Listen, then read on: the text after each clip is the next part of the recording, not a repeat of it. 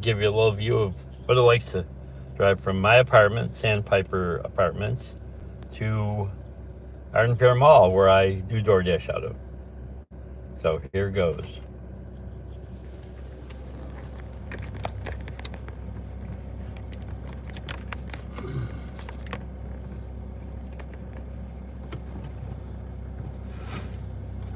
I won't play the radio because then it'll have a problem with copyrights and the like. It's going to be real boring. It takes me about 10 minutes to get there. I'm waiting for a neighbor to walk behind me. Look at that, you see a wooden fence. Quite a thrill, huh? So anyways, I've been doing DoorDash, and I did Postmates before that, and Grubhub and Uber Eats. Never hauled any people around, but I've done all the food things, even Food Jets and Food to You. It's a cloudy day in Sacramento, as you can see. I've got my phone in one of the folders that attaches to the vent, mainly because I've got an iPhone 12 and it overheats. But if I've got in the front of the vent and I've got the air conditioning going, it doesn't overheat. So the phone's broken. It's been broken since 2 weeks after I bought it, so I'm not really spending any time. We're going out the gate. It's a lovely black wrought iron gate. And we'll be getting on Marconi Avenue, heading west. How exciting, huh? I really hope you have something better to do than watch me live this morning on my way to work. But it's only, I think, my second live performance, so I'm just experimenting with it. And you're suffering through that with me.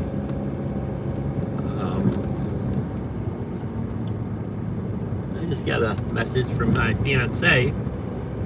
I'll check into that when I get to Arden Fair, because I don't play with the phone while I'm driving. My fiance, about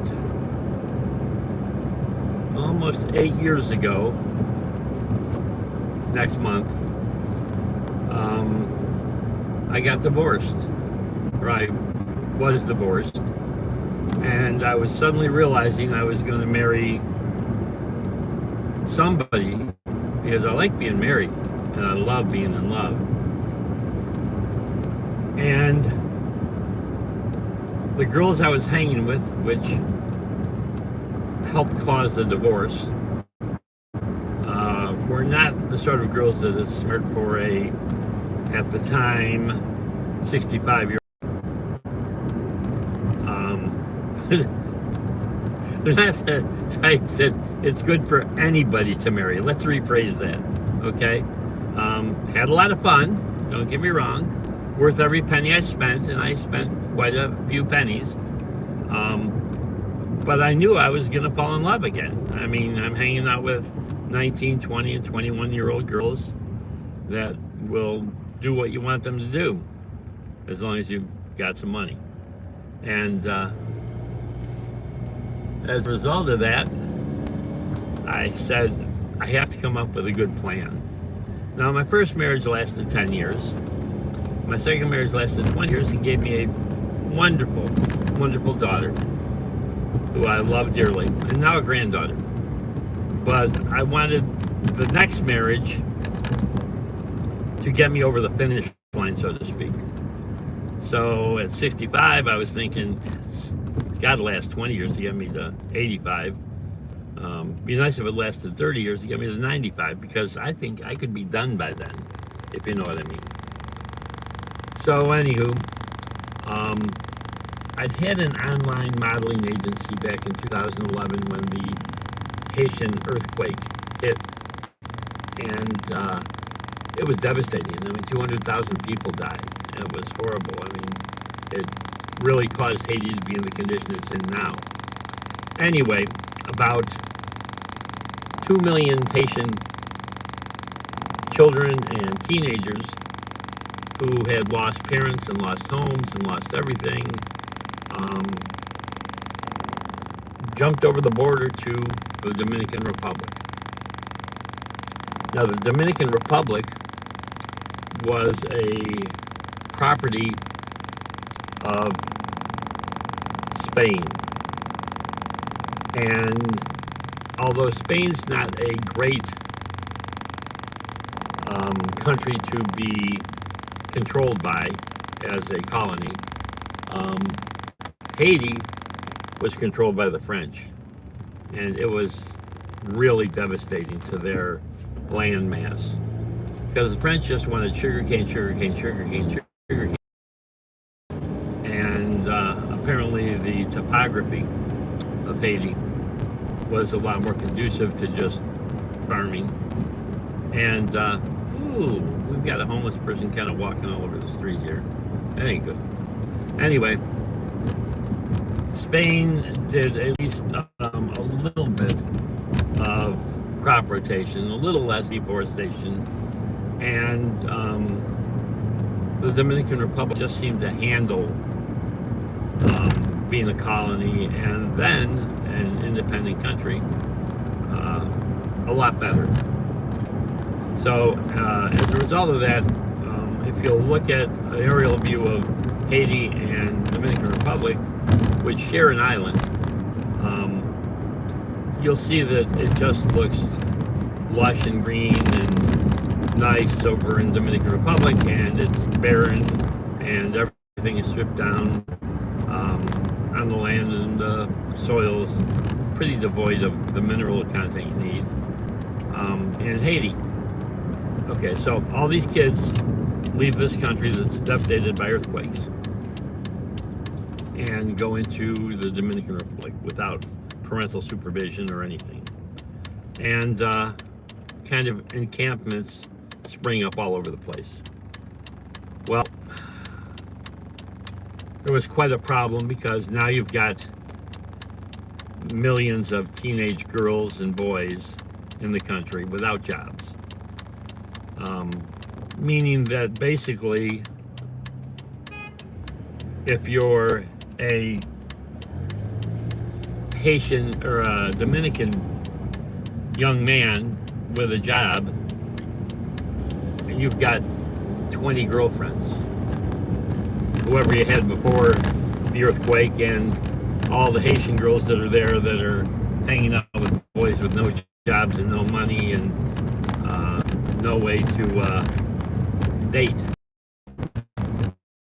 And prostitution is legal in the Dominican Republic, which accounted for the jobs. But new girls and guys in the Dominican Republic in 2012, when I knew my marriage was headed for a divorce 3 or 4 years down the road. And as I was talking to them, of course I was looking for girls since I wasn't happily married. And I ran into a brother of one of the girls, and he said, what's with this modeling agency you got? And I said, well, I just did it because I wanted the opportunity for my daughter to have a involvement in modeling as she grew up. But she decided that I had a whole bunch of musical instruments around, and no, I don't play, and hell no, I don't sing. But every time I'd make money at the track, I trained racehorses, and every time we'd win a bet, or the horse would make money, we'd go ahead and go buy musical instruments and just lay them around. Well, one day I came home and there was a band in my living room, which was fine with me. I used to manage bands and stuff, so. But at any rate, the modeling agency just kind of sat there like a lump, and I tried to do something with it now and then. And he said, well, why don't we do something with it? Because he's Haitian and he's unemployed and he could use some money, and he figured he could get some money off of me if he got me involved in something. So I said, I'll tell you what. I said, I know this problem between Haitians and Dominicans. So find me 6 attractive young Haitian girls and 6 attractive young Dominican girls. Make sure they're all 18 or older and verify that. And we'll put together a calendar, a girl for each month, and we'll sell it. And I'll front the girls $50 a piece to do it, and then they'll get a piece of the profits. And any other money left over we'll donate to a Haitian orphanage that's taking care of the kids that remain in Haiti that have no parents. And he said, how much do I get? And I said, you get $100. And he says, can we make it 200? I say, $100 to start, $100 when we put the calendar out. He said, okay. So at any rate, he sent me pictures of girls, and I want to tell you they were cute and attractive and young and pretty, and probably I had 2,500 new friends on Facebook. I like Facebook because you can go in depth and look back at the history of the girls with their friends, with their family, with their coworkers, and talk to them. And that's why I like Facebook over any other social media. It really, obviously, if somebody is a scammer,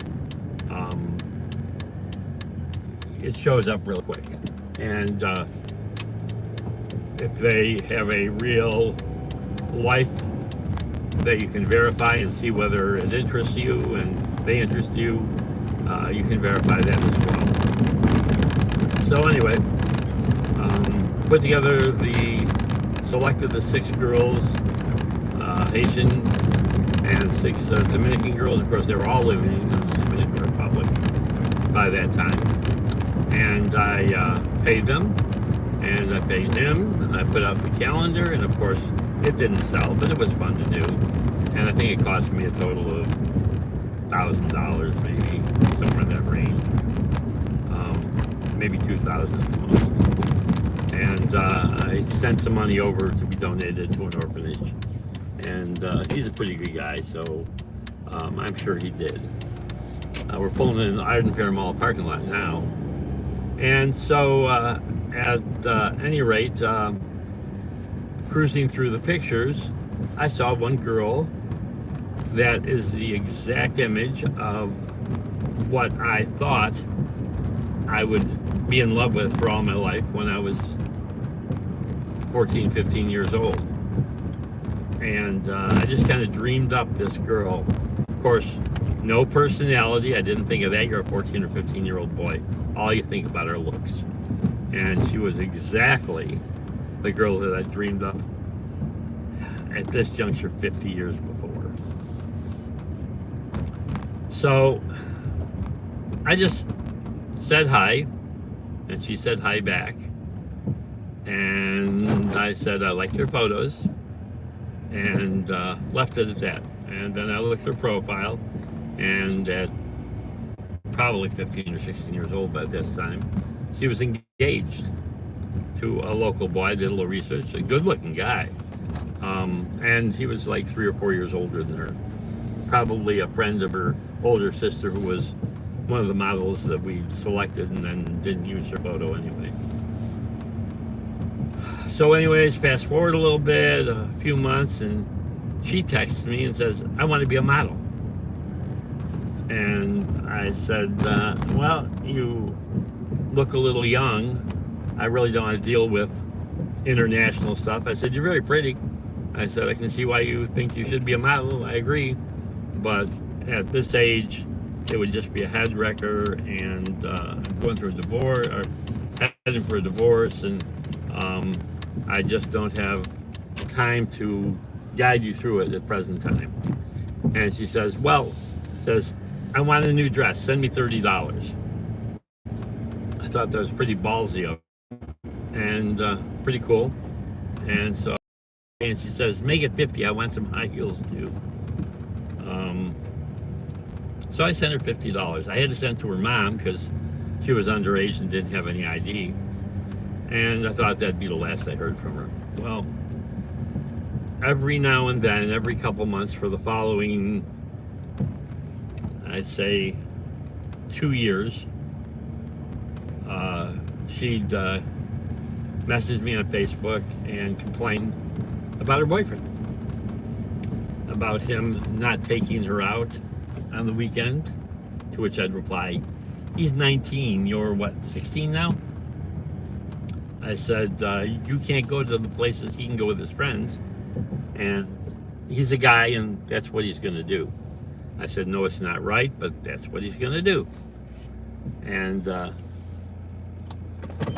so she thanked me for the advice, and then she wanted to do some sort of homework project, and she asked me for help with it, and I helped her with it. Apparently nobody else had time for her, and it went on like that. So I finally got divorced. I realized I was going to head in the wrong direction relationship-wise. So I contacted her. I looked on her Facebook, and she wasn't engaged anymore. And I saw a photo of her with a maybe 30-year-old, 32-year-old Dominican guy. And he wasn't bad looking, but he wasn't pretty or handsome or hot or nothing. And I said to her, I said, you're starting university, aren't you? And she says, I just started. And I knew a little bit about her family's background. They're working people, you know, they make a living, but, you know, for anybody over there, you know, a living is minimum wage is 84 cents an hour. So if you make 50 bucks, 60 bucks a week, you're doing okay. And so I said, I'll tell you what. I said, I'm in love with you. And I said, I have been for 50 years, since before your parents were born. And I said, if you would let me be in love with you online, I'll pay for your college. University over there is like 80 bucks a month. And I was going to save at least that much money, easily. So she said, what do I got to do? And I said, once a month, you text me and tell me how school is going. Just one time each month, text me. I said, go to Western Union right now and pick up $300. It's 3 months worth of thing. And I said, give me your information. She gave me her information. And she said, you're fooling me, right? And I said, no. I said, go to Western Union, pick up your money. So I didn't hear from her for the rest of the afternoon. And that evening I got a text, and she says, you actually sent me $300. And I said, yeah. I said, you know, I sent you $300. And so began our relationship. And now I'm at Art and Fair Mall. I'm going to go walk the mall and make money with Tapestry. I make $1 to $1.05 every day I walk the mall, because I check in at the stores, and they give me 2 cents per store, up to 50 stores, and then they let me have a advertisement from Walmart or some Target or something like that for 5 cents. Anyways, I'm going to go to work, going to make some money. Hope you have a great day. Take care now.